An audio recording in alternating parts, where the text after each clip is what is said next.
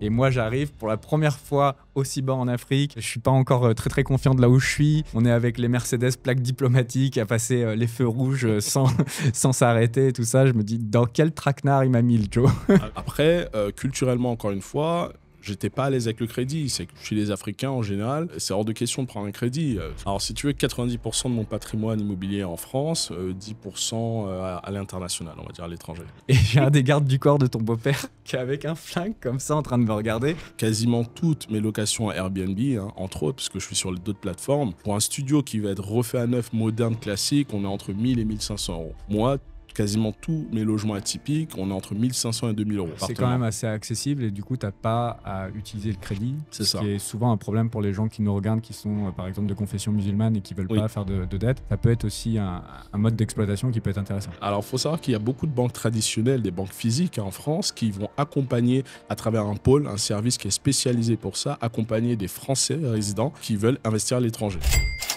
Alors aujourd'hui, ça va être un podcast un peu particulier puisque j'ai le plaisir d'interviewer un de mes meilleurs amis d'enfance. Donc ça fait 15 ans qu'on se connaît. Ça va être aussi l'occasion de célébrer un petit peu notre amitié, de partager nos parcours en parallèle, sachant qu'on a étudié ensemble et puis ensuite on a pris des voies un peu différentes jusqu'à se retrouver aujourd'hui puisqu'on va parler maintenant d'immobilier de façon régulière sur la chaîne puisque Oseille TV, ça ne se cantonne pas uniquement au e-commerce. On va parler maintenant aussi un peu d'investissement immobilier. Et donc aujourd'hui, on va parler donc de nos parcours et ensuite, bien sûr, d'immobilier, de comment tu as monté un patrimoine à 7 chiffres. Est-ce que tu peux déjà commencer par te présenter, nous dire qui tu es? Merci déjà de me recevoir sur ta chaîne. C'est un plaisir pour moi d'être là. Plaisir partagé. Comme tu as dit, on se connaît depuis 15 ans déjà. Ça fait un moment, effectivement, et ça ne rajeunit pas. C'est incroyable. Oui, donc on s'est suivis de façon distincte. Moi, je suis né au Cameroun. J'ai grandi au Cameroun, puis je suis venu en France à 11 ans. Et ensuite, j'ai eu un parcours scolaire plutôt classique jusqu'à mon bac scientifique. Puis, je suis allé en école de commerce où je t'ai rencontré. C'est là où on s'est rencontrés. Dans le cadre d'un BTS. Donc, on avait 19 ans. C'est ça. À Paris. À Paris. Et c'était le feu. C'était incroyable. Enfin, on bossait dur quand même. Alors, finalement, c'était ça, en fait, ce qui nous rapprochait, c'est qu'on travaillait très bien, on était en alternance. À côté de ça, on était passionnés déjà un peu par l'entrepreneuriat, par faire des petites choses à côté et aussi par faire la fête. On sortait encore un peu à cette époque-là. Ouais. On a bien fait les 400 coups ensemble à Paris, puis dans d'autres villes et puis à Marrakech aussi. On passait les week-ends de temps en temps à Marrakech. Ouais. Exact, tu avais un pied-à-terre là-bas, c'était très sympa d'y aller et qu'on se retrouve là-bas et puis dans d'autres pays. Voilà. Très très cool. Et du coup, donc on a fait notre BTS en même temps. Il y a eu le moment fatidique où on a eu nos BTS et où il fallait prendre une décision. Moi, j'ai choisi l'entrepreneuriat. Toi, tu as continué donc les études. Si tu peux nous parler de la raison pour laquelle tu n'as pas commencé directement dans l'entrepreneuriat. Il faut savoir que c'est très culturel. Je pense que de façon générale en Afrique, et en particulier au Cameroun, si tu veux, les parents vont toujours te pousser à aller plus loin dans les études. Donc moi, j'ai toujours l'exemple de mon père qui me disait Joël, tu sais, faut avoir de grands diplômes si tu veux être grand patron ou un haut fonctionnaire, parce que lui, il a été très longtemps dans l'administration camerounaise, haut fonctionnaire. Et il m'encourageait du moins à continuer les études. Donc après le BTS, j'ai fait une licence, j'ai fait un master, j'ai fait un MBA, jusqu'à intégrer une banque depuis maintenant 10 ans. Qui est dans le top 10 mondial, on peut le dire. On peut le dire sans citer de nom. Moi, c'était tout le contraire. Je détestais les études. Je me rappelle. Et j'ai charbonné à fond pour terminer le BTS le plus vite possible. J'ai même été convoqué par le directeur au moment où je lui ai dit c'est bon, j'ai mon BTS, je m'en vais. Il me dit non, mais vous êtes premier de votre promo.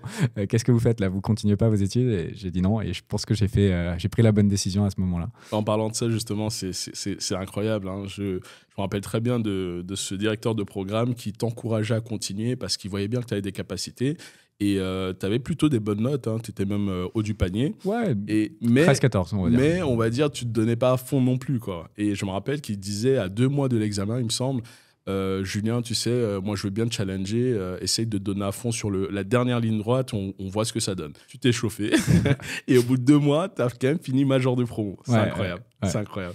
J'avais tellement pas envie de rater. Je crois que c'est pas vraiment du challenge Lego avec lui, c'était juste que je voulais être sûr qu'il n'y ait pas la place pour l'erreur pour rater le BTS, tu vois. Et donc, je me suis arraché au point d'avoir 20 sur 20. Ouais. C'est depuis ce temps-là que j'ai compris qu'en fait, toi, quand tu te mets dans un domaine, tu es tellement à fond, tellement, c'est presque voilà, viscéral, que tu apprends tout, tu deviens extrêmement bon dans ça. Finalement, le meilleur dans ce domaine-là ou presque un fin expert. Quoi.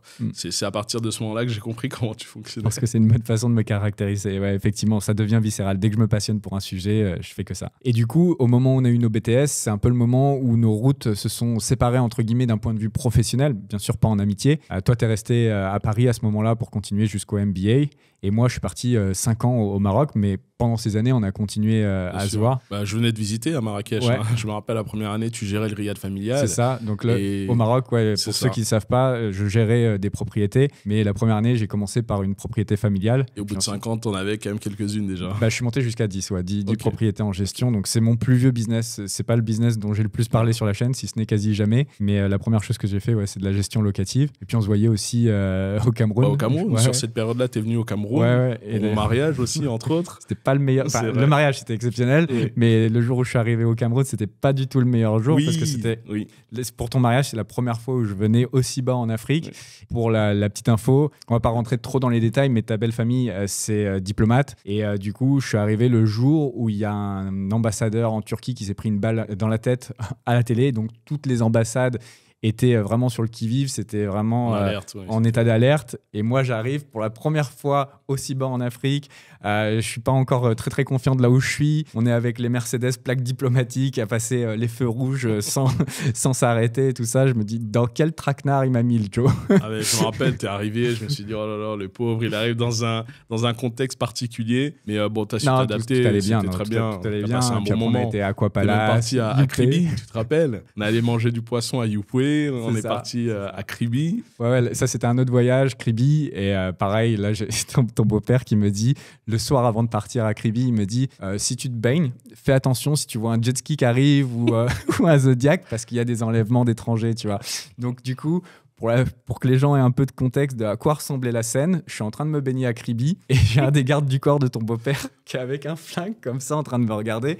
Et moi, je regarde partout en me disant putain, s'il y a un Zodiac, il faut que je revienne le plus rapidement possible. Enfin bref, des anecdotes comme ça, on pourra en faire tout un podcast. C'est vrai. Bon, mais quand même, ça s'est calmé. Hein. C'était un moment qui était particulier. Ouais. C'est calme, ça reste un pays qui est incroyable à visiter. Faudrait que tu reviennes d'ailleurs. Ouais, bien sûr. Faudrait qu'on tourne des vidéos là-bas. Ça pourrait être sympa. Justement, pour parler de tes investissements là-bas, il y a des choses très intéressantes que tu fais là-bas. Donc ouais, il y a eu beaucoup de 400 coups qu'on a pu faire dans notre petite jeunesse, on va dire. Et toi, donc, pendant ce temps-là que moi, j'étais en train de monter mes affaires au Maroc, toi, tu montais également en puissance dans tes études et dans la banque. Donc, je sais pas si tu peux nous parler un petit peu des jobs que tu as fait dans la banque, de ce que tu as appris, de tes expériences, etc. Alors justement, moi je rentre en banque déjà en alternance, quand j'étais en master en alternance, puis je fais mon MBA en banque. Donc j'ai fait aujourd'hui un peu plus de 10 ans en banque. Il faut savoir que j'ai fait tous les métiers. Hein. J'étais en direction générale, j'étais dans des filiales, j'étais dans le retail. Donc que ce soit du marketing, du commerce, mais aussi sur la plus grosse expérience en banque, en agence, où le poste c'est finalement chargé d'affaires. Hein. C'est que j'accompagnais des entreprises, des sociétés d'entreprises de toute taille sur des problématiques de financement et d'investissement. Grosso modo, j'étais le banquier des entreprises qui appuyait sur le bouton pour accorder ou pas le prêt. Pour accorder ou pas le prêt. Donc tu as vraiment une bonne expérience justement sur tout ce qui va être levée de dette, etc. Complètement. Au bout de quelques années, tu comprends comment ça fonctionne. Et ce qui est intéressant en banque, c'est que je dis toujours qu'un banquier, c'est un gestionnaire de risque. Donc il faut savoir parler son langage. Il faut savoir lui présenter un dossier qui, pour lui, est confortable et qui puisse aussi le défendre auprès de sa hiérarchie. Et selon la typologie d'investissement, selon le montant du financement aussi, il peut avoir recours à différentes pratiques en banque. Et tout ça, aujourd'hui, je connais tellement bien l'envers du décor que je pourrais en parler des heures. Ouais, on va en parler beaucoup plus en détail.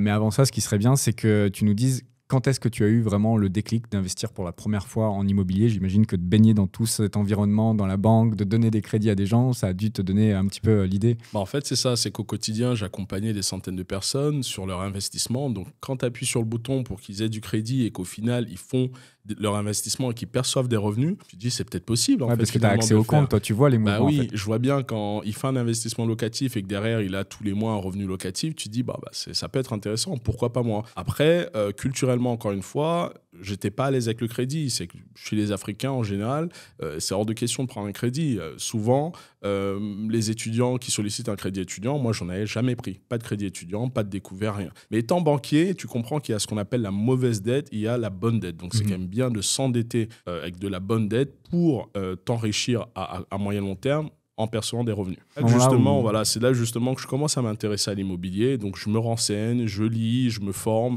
je regarde énormément de vidéos. Je discute avec des amis investisseurs, notamment un, il va peut-être s'en rappeler, JP, qui, pendant quelques heures, il avait 1 ou 2 biens à cette époque. Il me parle d'investissement immobilier. Il m'explique comment il fait concrètement, en pratique. Et il me dit, je me rappelle de cette phrase, il me dit, écoute, Joël, quand tu percevras 1 ou 2 loyers, quand tu verras le virement sur ton compte, tu vas dire, c'est possible.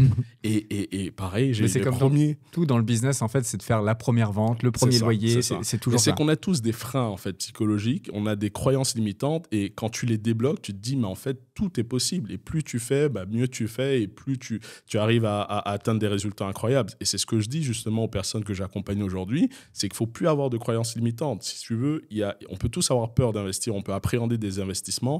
Mais quand tu te formes, quand tu arrives à avoir les bonnes pratiques et finalement tu te fais accompagner par des personnes qui ont déjà eu des résultats, c'est quand même, il y a peu de place à l'échec ou à l'erreur. Donc là, je commence à investir un appartement, puis 2, puis je fais des doublettes. Donc je pousse 2 dossiers en même temps auprès d'un banquier ou plusieurs banques. Qu'est-ce que tu appelles une doublette? Alors une doublette, je pourrais l'expliquer dans le détail, mais pour faire simple, tu as une capacité d'emprunt qui peut être je donne un exemple, de 300 000 euros. Tu as la possibilité d'acheter un bien à 300 000 euros, mais tu peux aussi acheter 2 biens, un à 200 000 euros et un autre à 100 000 euros. Donc finalement, d'avoir 2 biens, selon le mode d'exploitation des biens, tu peux avoir un peu plus de revenus locatifs. Un retour plus important que si tu avais un seul appartement à 300 000. Exactement, c'est ça.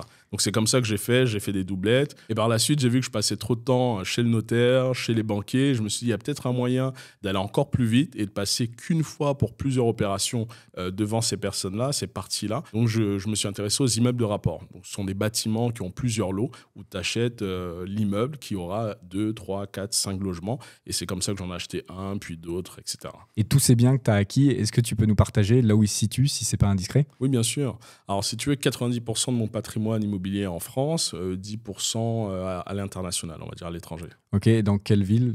Sans nous donner les adresses, mais juste pour que les gens aient un peu un... J'en ai plusieurs en Ile-de-France, principalement 95, Besançon, Cergy, 94, Vitry-sur-Seine, Villejuif, 77, Melun. J'en ai un autre dans le 91 à Évry. En province, Le Mans, j'en ai plusieurs.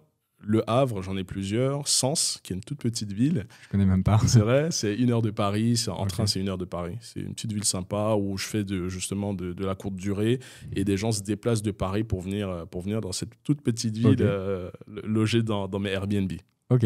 Et en Afrique? Alors, à l'étranger, au Cameroun, qui est mon pays d'origine, où donc j'ai des terrains, mais j'ai aussi investi dans un immeuble dont je t'ai parlé. Ouais. En Côte d'Ivoire, où j'y ai vécu pendant un petit moment, donc j'ai acheté des terrains aussi. Et là, je me concentre sur le marché nord-américain. D'ailleurs, je t'ai suggéré de m'accompagner dans ces investissements parce que là, pour 2024, je veux vraiment qu'on puisse se positionner sur des biens que je t'ai partagés. Oui, bien sûr. Il y aura sûrement des vlogs à ce sujet. Ça va être intéressant prochainement. Cette année. Ça va être très intéressant. Et en Afrique, tu n'as pas dit les villes exactement, j'imagine Douala. Douala pour le Cameroun et Côte d'Ivoire, Abidjan. Abidjan, ok. Du coup, ça te fait un joli parc immobilier. Est-ce que tu peux nous partager maintenant quels sont les modes d'exploitation que tu utilises pour obtenir du rendement avec les biens que tu as achetés? Il faut savoir que j'ai commencé par la colocation parce que j'avais une stratégie cash flow où je voulais un maximum de revenus locatifs à la fin après avoir payé toutes mes charges. Je n'étais pas spécialement dans une démarche patrimoniale où je voulais acheter des biens qui allaient se valoriser dans le temps, même si ceux que j'ai achetés, parce que je les cherche bien, ils se valorisent dans le temps. Donc la colocation, c'est un mode d'exploitation qui s'y prêtait bien. Pour donner un exemple, un appartement type T4, donc 3 chambres salon qui va se louer à 1 000 euros. Moi, je loue à la chambre, donc la chambre va être louée 500 euros pour 3 chambres. Hein, pour un T4 3 chambres, on est déjà à 1 500 euros. Moi, où je vais encore plus loin, c'est que je vais cloisonner le salon et je vais créer une nouvelle chambre qui va me permettre de louer 500 euros en plus. Donc sur un crédit, pour cet exemple-là, de 750 euros sur ce bien que j'ai dans le 95, j'ai en face des revenus autour de 2 000 euros, ce qui me permet d'exploser ma rentabilité et d'avoir un beau cash flow. Donc ça, c'était ta première façon, on va C'est dire, ça. c'est la façon la plus agressive d'obtenir du C'est rendement. comme ça que j'ai mis le pied à l'étrier. J'ai fait plusieurs colocations. À un moment, je suis arrivé jusqu'à 28 colocataires. Ok. Je me suis dit, en termes de gestion, parce que je fais tout moi-même, hein, je délègue pas, parce que je voulais apprendre le métier, je voulais comprendre comment on gère les personnes, comment on fait de la gestion locative. Je me suis dit, bon, ça fait quand même beaucoup.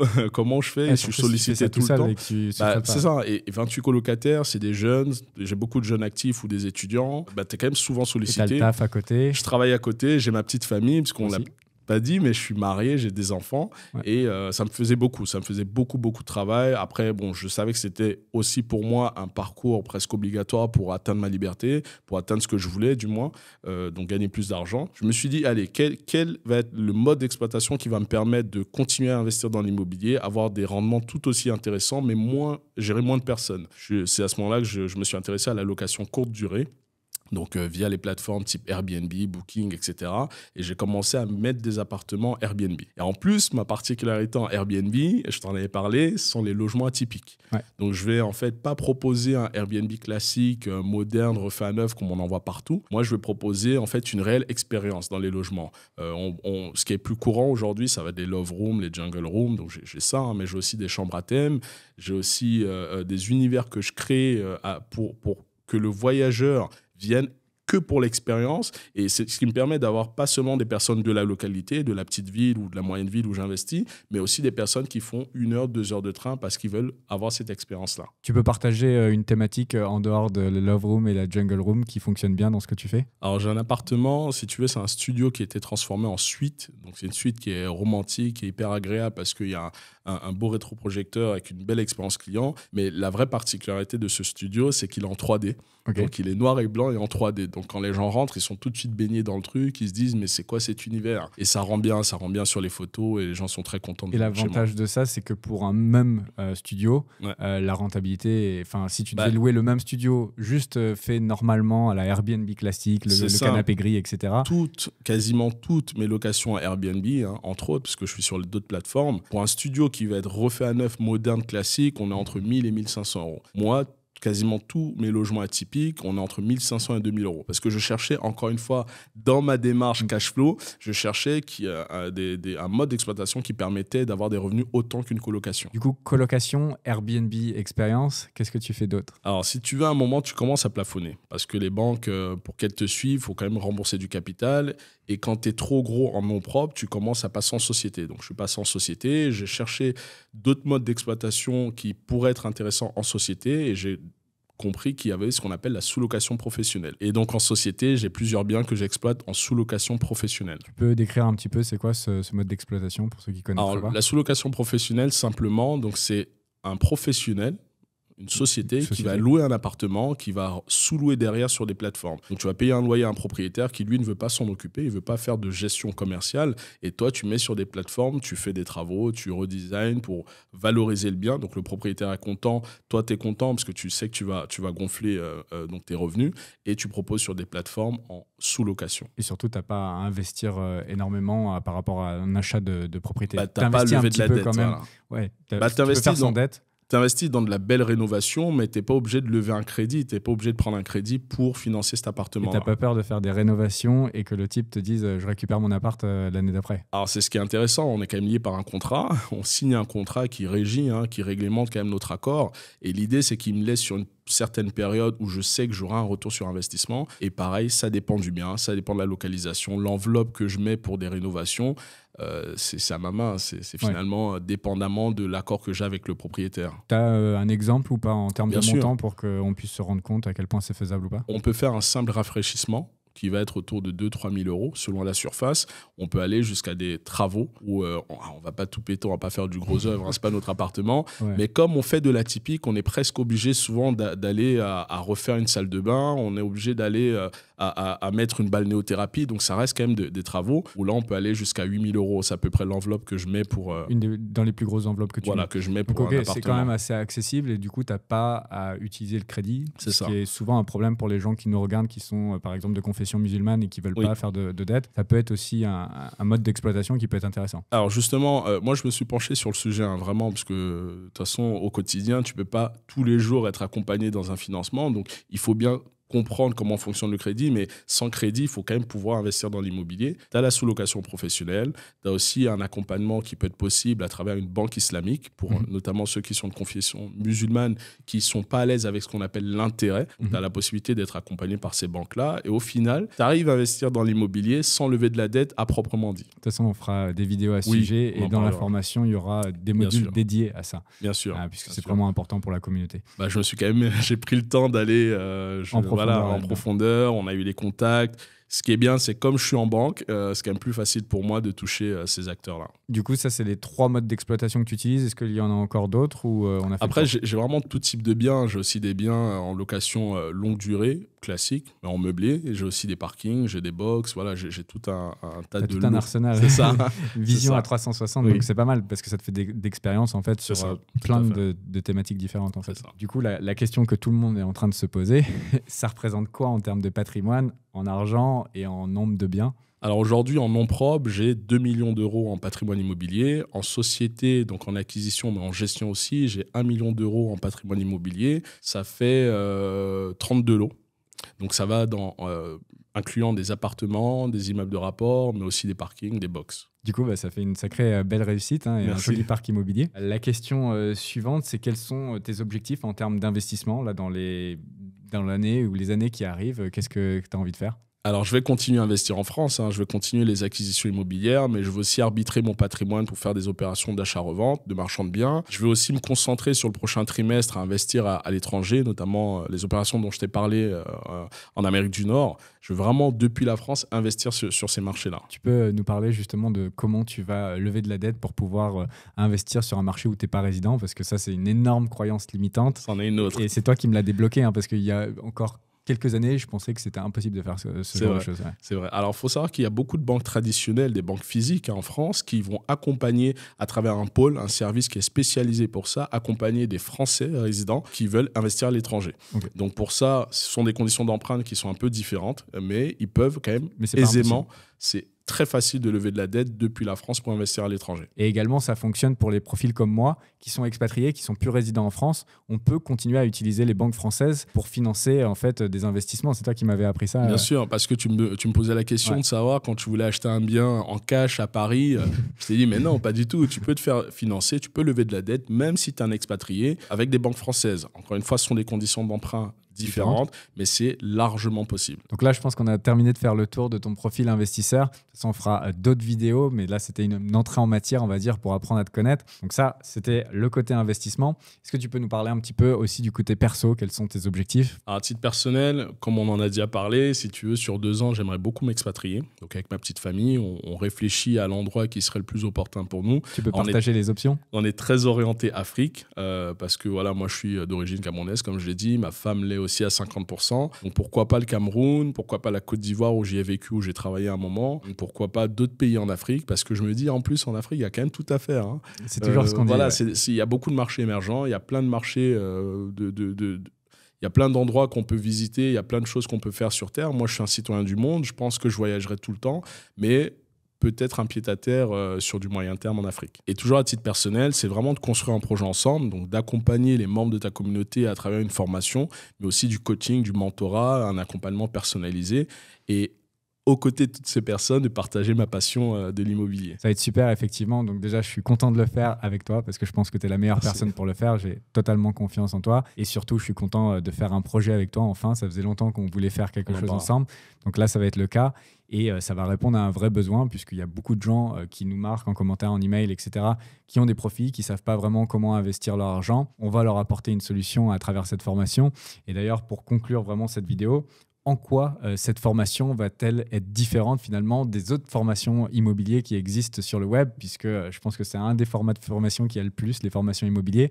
Qu'est-ce qu'on va faire de mieux? Alors, cette formation, elle va être déjà très complète. Pourquoi? Parce qu'on a la pédagogie aux ITV. Je pense que les membres de tes formations, ils peuvent le confirmer. Tu es extrêmement pointilleux, tu es dans le détail, tu veux qu'on aille dans le détail du détail. J'ai été très chiant avec lui. Ah, mais je peux te dire que je vois encore Julien au-dessus de mon épaule. En plus, beaucoup de gens ne le savent peut-être pas, mais tu as quand même été super haut pendant bien 10 ans, 12 ans, tu vois, sur Airbnb. Ouais. Donc, tu as cette expérience dans l'immobilier. Je ne sais pas à quel point je peux le dire, mais tu as quand même aussi ta famille qui a un gros patrimoine immobilier. On parle de 8 chiffres. Donc, Julien, pour ceux qui ne le savent pas, tu es quand même bien dans l'immobilier, tu baignes dans l'immobilier depuis quelques années, donc tu m'as aussi challengé sur certains sujets, on allait dans le détail du détail, donc tu sais ce que les gens attendent, et cette pédagogie aux ATV, ça va être un vrai avantage dans le cadre de cette formation. Et le deuxième point, donc c'est le profil, le mien. Il faut savoir que 10 ans en banque, à accompagner des entreprises, à accompagner des particuliers sur du financement, sur de l'investissement immobilier, entre autres. Il faut savoir que ça m'a apporté une expérience vraiment, je pense aujourd'hui, au bout de 10 ans, je peux le dire, une expérience... De toute façon, il n'y a personne qui fait de formation avec ton voilà, niveau. que pas beaucoup de personnes auront dans le cadre bancaire, mais aussi je connais tout l'envers du décor, je connais tous les services, je sais qui contacter pour lever de la dette en France, à l'étranger. Voilà, c'est cette expertise en banque que j'apporte aussi, mais en plus de cette expertise en banque, j'apporte mon expertise en immobilier. Ouais. Ça fait plusieurs années que j'investis dans l'immobilier, j'ai un patrimoine qui est relativement conséquent, j'ai fait plusieurs modes d'exploitation en immobilier, j'ai fait des opérations qui... Pour, je pense, les membres de ta communauté, ça va être intéressant de leur partager ces opérations un peu atypiques. Oui, parce qu'il va y avoir plein de cas concrets dans la formation. Exactement. Bah, c'est tout l'intérêt. Ouais, c'est tout l'intérêt. Donc voilà, donc je dirais la pédagogie aux ATV, je dirais mon profil de banquier, mais aussi d'investisseur immobilier, mais je dirais aussi des angles qu'on approche que personne sur le web, de formateurs web, n'approche. Notamment, on a parlé de la sous-location professionnelle, mais ce n'est pas seulement ça, c'est aussi la banque islamique, c'est de façon générale comment investir dans l'immobilier sans lever de la dette. Et c'est quelque chose qui est ultra important pour ma communauté parce que beaucoup d'entre eux ne veulent pas faire de crédit, donc on va apporter aussi des solutions pour pouvoir faire de l'IMO sans crédit. Ou d'autres personnes qui ne peuvent plus faire de crédit aussi, parce qu'ils sont plafonnés au niveau de leur capacité d'emprunt, ou d'autres personnes qui, juste comme tu dis, ne veulent pas lever de la dette. Voilà, c'est une possibilité d'investir dans l'immobilier sans lever de la dette. Cet angle-là, personne ne vraiment l'approche. Et la dernière facette qui rend cette formation unique, c'est la vision internationale, la possibilité qu'auront les participants donc d'être accompagnés sur de l'investissement à l'étranger, dans divers marchés, mais aussi des gens comme toi, expatriés, qui veulent avoir un pied à terre en France et investir en France. Mais ça sera la touche aux ATV dans le sens vision internationale, s'intéresser à des nouveaux marchés intéressants, etc. Donc là, on va plus loin qu'une formation immobilière classique qui va vous montrer uniquement comment investir dans un seul pays. On aura une vision beaucoup plus globale. Donc je pense que ça fait vraiment une formation unique sur le marché. Et puis pour ceux qui vont être intéressés par la rejoindre, eh bien on mettra toutes les informations juste en dessous en description. Dans cette formation, vous allez bien sûr retrouver du contenu exclusif avancé en vidéo. Et il y aura en plus de ça un mastermind, donc un groupe d'échange où Joël sera dedans. Il y aura également plein d'investisseurs qui s'entraideront au quotidien pour aller encore plus vite dans cette aventure. Et donc si c'est quelque chose qui vous intéresse de rejoindre la communauté et la formation vidéo, on mettra toutes les informations juste en dessous. Et on se retrouve soit dans l'espace membre, soit dans la prochaine vidéo YouTube où on parlera encore plus d'immobilier. Merci encore à toi d'avoir pris le temps de partager tout ça. Et je vous dis à tous à très bientôt. Ciao, ciao.